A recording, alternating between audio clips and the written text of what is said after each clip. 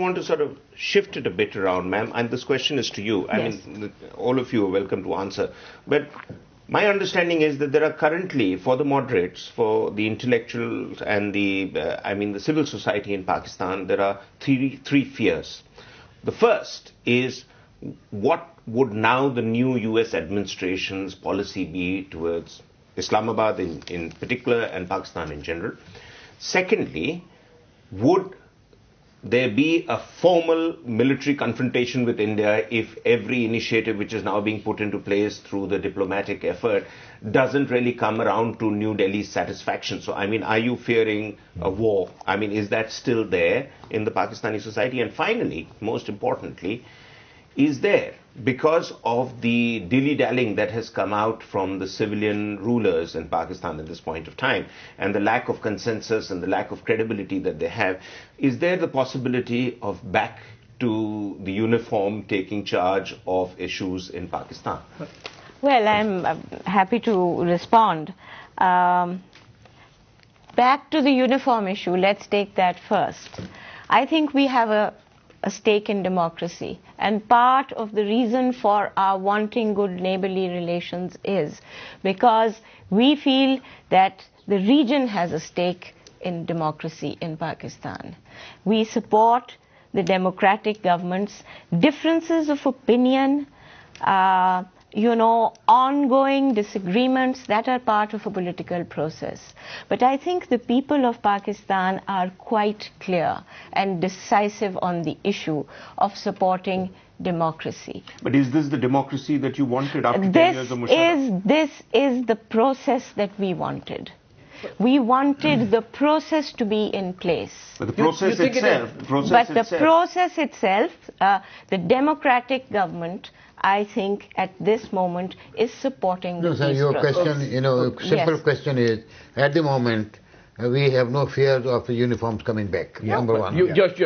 Number one. That is what I'm saying. Nobody wants Number that. two, the other thing that you asked, that about the... If diplomacy fails, would there be a conflict? No, we are very confident that in spite of the desire of many hawks here and there in both countries, good sense will prevail, and that we will not come to blows. We will solve matters diplomatically. Okay, yes. So that's the general assessment. Yeah, here the thinking is extremely... You asked for assessment. Here the thinking is very different, and Mushahid, I don't mean to be provocative, but in a column in a leading Indian newspaper today, somebody in Islamabad was quoted as telling the writer that it appears as if a students' union is running Islamabad. I'm sure you'll be happy about it because you're on the other side. But that's the kind of sense one gets, that there is no point Obama talking to this government in Pakistan because they don't control the levers, and hence you talk to someone else altogether. No, I don't. I suppose we will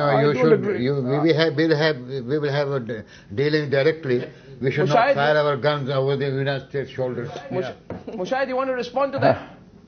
Yeah, I don't agree with you on that. I think there is Pakistan is still today the freest Muslim democracy. On democracy, there's a broad national consensus, and I would rule out any reversion to military rule because the people don't want it. And also, there's no possibility of conflict between India and Pakistan because that is not just acceptable to both sides. And as far as governments are concerned, you have problems in India also. You had Mr. Antule's statement, you had U-turns in India also. So that's part of democracy. There's a certain level of South Asian incompetence which is there, whether it's India or Pakistan or Bangladesh. So we got to live with that one, and we shouldn't worry on that count. And basically the process is underway, and the process is going strong, and with a strong civil society and with a very vibrant and robust independent media, I think that is a mainstay of Pakistan's democracy, and that gives a strength to our system. So I think you shouldn't worry on that count.